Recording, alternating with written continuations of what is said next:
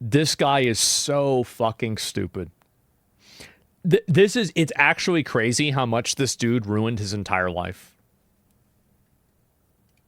Uh-oh, he's in trouble. Tung Tung Sahur is in some serious trouble because the JP Morgan lawsuit, it just blew up in his face. Yeah. Because if you remember, this guy, he accused a top executive at JP Morgan for turning him into a slave. And just hours Sex slave. before his And hearing, being a racist, too. His lawyers dropped him. So clearly, things aren't going too well for him. Like, you would assume that things are going pretty badly when your own lawyer quits on you the morning of court. But if you don't know what's going on, a former JP Morgan banker named Chirayu Rana, he filed a lawsuit accusing executive Lorna Hajini of basically turning his life into a Wall Street. I love how, by the way, the moment that you got this guy's picture, everybody immediately realized it was bullshit. They instantly, like, wait a second, okay, yeah, no, that didn't happen. Street psychological thriller. Okay, he claimed guys. she threatened his career, made racial comments towards him, and tried to coerce him into becoming what he literally described as a slave. So what happened? Well, JP Morgan denied these claims, Hajini denied everything, and reports started questioning parts of Rana's story. And suddenly, the entire case turned into like both sides accusing each other of completely lying. And now, things just keep getting worse because Rana just walked into one of the biggest hearings in the case so far and immediately got hit with multiple disasters back to back. So first, JP Morgan came out and basically said they investigated the allegations internally and found no evidence supporting them. And the bank also claimed that Rana refused to fully cooperate with investigators. And meanwhile, Hajini completely denied everything, and her legal team even argued that she'd never been in some of the locations where the alleged assault supposedly happened. No way. And from there, the entire case basically turned into a credibility war because the more reporting that came out, the more bizarre things around Rana and his story also. Wasn't he caught using like a lawyer GPT to make up the same story about a different company that he worked at? I mean, the dude obviously made it up. Like it's so fucking clear. Covered. Like, there was reports that he allegedly lied about his father passing away so he could take time off of work. There was also allegations that he had previously described a nearly identical workplace abuse story to an AI legal chatbot. Except in that version, the company was Morgan Stanley, and the alleged abuser was a man. So, to say this is a mess, that's putting it lightly. But the latest disaster started in the morning of a major court hearing in New York. And dude, I mean, the timing couldn't have looked worse if you like scripted it on television. Because just hours before Rana was supposed to appear in court, his own attorney supposedly filed paperwork asking to withdraw from the case. And the reason why that probably happened is that he lied to the attorney. That's what I'm assuming happened, is that he lied to the attorney and the attorney found out about it and he's like, I don't want to deal with this. Like, it's not worth it. This isn't just any attorney either. This is Daniel Kaiser, a pretty high-profile lawyer who previously represented Jeffrey Epstein accusers and had been publicly defending Rana for weeks. And this is the same lawyer who'd been telling reporters that people criticizing Rana's story would supposedly be embarrassed once all the evidence came out. Right, so of course. Why is he suddenly dropping the whole case the day of the hearing? I don't know. Probably because he found out that the information that the guy provided was false. That's probably what happened.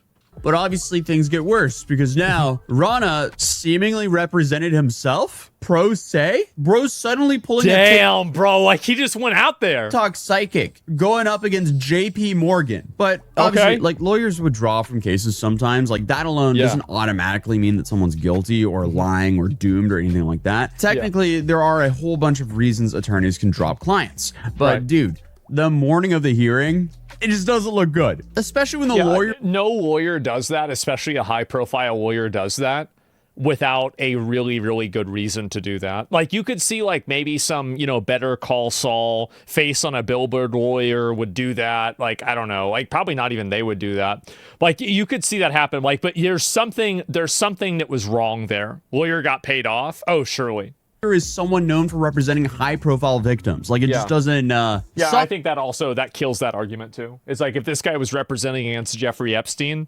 like, I mean, really, I don't think that's really what would have happened. Comes off here. Maybe the attorney doesn't think he's a victim anymore, but who knows? That's all just speculation. So now we have, I guess, Tung Tung Sahur just solo queuing right now, going in against JP Morgan themselves, and also a countersuit from Lorna Hajini. But this hearing itself was pretty important, especially for Rana, because he was trying to continue to sue under the name John Doe instead of using his real name in public court filings. Why would he do and that? His legal team argued that because the lawsuit involved, I guess, assault and harassment, he should be allowed to keep his identity protected. But Hajini's lawyers and JP Morgan both came in swinging very hard against that whole request, because their argument was basically, how can this guy stay anonymous when the entire internet already knows who he is? Which is my exact reaction, because like we've already made 2 videos on this guy at this point. I'm not just gonna randomly think, oh, this lawsuit is about someone else. It's a different Tung Tung Sahur. Like honestly, like who are we trying to trick here? Like just so much of this case just doesn't make sense.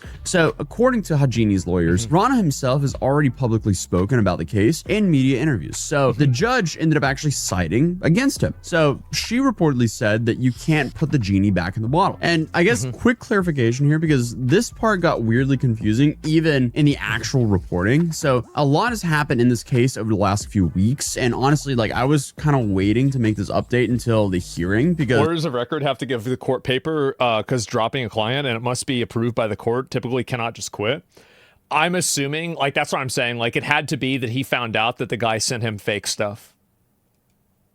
I genuinely thought we were about to get Sharon and Rana representing himself in court, which honestly, I was kind of excited to see how all that would go down. But technically, even though his lawyer filed paperwork trying to quit the case that same morning, the judge had not officially approved that withdrawal yet. So during the hearing itself, Daniel Kaiser was still technically Rana's attorney. So he was there, even though he was actively trying to leave the case at the same time. So interesting situation. I mean, what an incredible vibe of the courtroom. I should have actually been there. Maybe I'll lock in and show up for the next one. Because now we have a dude who basically the entire internet thinks is lying, and his attorney apparently doesn't want anything to do with him, but he's also stuck in the courtroom defending him. That's something worth seeing. But apparently looks really during bad. The court appearance, his attorney, which, for right now is still Daniel Kaiser, he seemed completely unprepared once the judge started pressing him for actual legal precedent. And at one point, the judge reportedly asked whether there were any examples of someone being allowed to stay anonymous after their identity had already become public. And at this point, Rana's lawyer basically had to admit he didn't have one.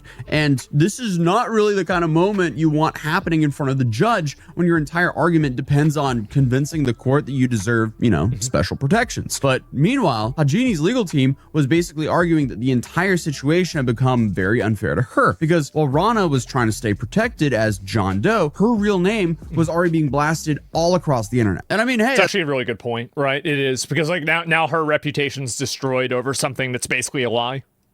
That's a fair point. And this is where the story kind of just gets sad, because regardless of who ends up being right in court, this case has already pretty much destroyed both these people's lives publicly. Hajini's lawyers claims that, she's been dealing with nonstop harassment ever since the lawsuit went viral. And they even submitted examples of some of the emails that she was allegedly receiving during all the allegations. And yeah, it's wait, what the fuck? Like, what is this guy saying? Oh my god, new slave. Oh my god, you bad. Fly me out. You got hips. I want to be behind. Oh my Christmas. Jesus Christ. And yeah, it's safe to say some of these messages are insane, because here you have apparently strangers sending her graphic messages, threats, and telling her to hurt herself. And in my previous video on this, I was saying we're pretty much guaranteed to see some sort of countersuit from her. And well, that's already happened, because Hajini has officially escalated things even further by filing a countersuit against Rana himself. And the countersuit is basically just her side going completely scorched earth. Hajini's legal team basically argued that Rana should not get any special treatment while her reputation was getting publicly obliterated online every single. I think that you could have made an argument that, he should have had his reputation hidden, but the problem is that he already had his reputation out there. Like, I mean, like it was already out there to begin with, so it's not even happening.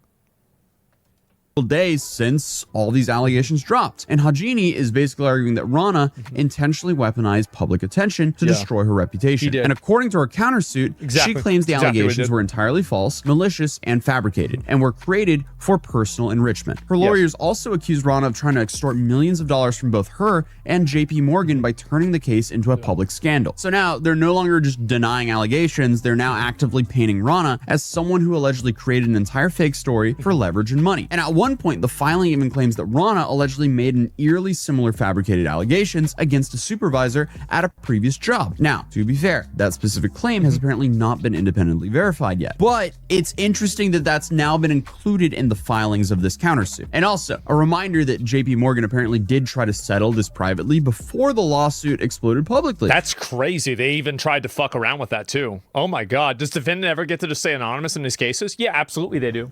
So inside of a lot of sexual assault and sexual harassment lawsuits, inside of cases, especially against big companies, the defendant has the privilege of remaining anonymous for their safety and also just for public embarrassment. So this is very common. You see Jane Does and John Does all the time in these circumstances. It's extremely common. Because according to the bank, they offered him $1 million. And apparently the settlement discussion wasn't because they believed the claims. They said they wanted to avoid any reputational damage of a massive public legal war involving one of their executives, which makes sense because, you know, if you Google JP Morgan right now, this lawsuit's kind of everywhere. So I mean, it's just not a good look for the bank, and that could also be used for another countersuit from the bank as well. Yeah, I mean, so, he's done. I don't think Rana is in that good of a spot right now. But again, reportedly, JP Morgan offered him about $1 million, but Rana was reportedly holding out because he wanted way more. And some reports were saying he wanted north of $20 million. Oh my God. Wow. Dude, if he pulled that one off, that would have literally been a bank robbery. He literally just had $1 million right there. Toward what can easily become the ugliest stage yet. Because now CatDany is suing Rana back for defamation. JP Morgan is openly backing her side, and the court has officially stripped away the anonymity Rana was trying to keep. Meaning, from this point forward, this will only get more and more public. If Rana somehow proves these allegations were true, this becomes one of the biggest workplace abuse scandals modern Wall Street has seen. But if these claims are completely false and, you know, collapse in court, this is going to be really ugly for him. Currently, the next court I think it's really good, and it's really important that this case happens because it'll create a precedent that, I mean, obviously civil court precedent isn't as strong as criminal court, but like it's still referenced. It will create another point on the graph and another precedent of a person who created false allegations and who defamed another person being held accountable that can be used in the future when this happens and the situation is more gray. So like it's super important that this gets locked in. June 23rd, and I'm definitely going to be interested to see if Rana will be representing himself or not. Most likely he won't. I mean, it would be entertaining if he did, but I don't think he will. Well, let me know what you think in the comments down below, and I'll see you guys in tomorrow's video. Peace. What a fucking idiot. Who does that? Really? Like, who does this? That's insane. And yeah, what a mistake. I'll link you guys the video. There it is. I mean, he actually ruined his entire life. He could have walked away with a 7-figure settlement over a literal lie that they just did for damage control. And now that's not possible, and he's going to lose everything he ever had. Like this, it's going to be totally over. This is completely cooked. He's totally done. And to make it public, they should. They definitely should. To be honest, I bet the woman probably wouldn't even want that, right? That way it wouldn't happen. So what happened to believe all victims? Well, the thing is that people did believe it. Magus for asking us on ISIS Center. I don't want to watch it. Like, I mean, again, like, you know, any of the stuff. Like, you know, if he wants to involve himself in a protest or anything else, I don't want to gas up or support any type of like harassment or violence. Like nobody should be like, Hassan annoys me with things that he says, but like, I don't want to have, I don't want to have I don't want to have people like harass him in real life or, you know, be like aggressive towards him in real life. Like, I don't want that. And that's bad for all of us, right? It's bad for him. It's bad for me. It's bad for the environment. It's bad for everybody. So yeah, I don't support that at all. And that's really it.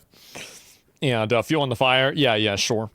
And so pathetic, I guess, right? But like, I don't really know exactly what happens. I'll probably look at it at some point.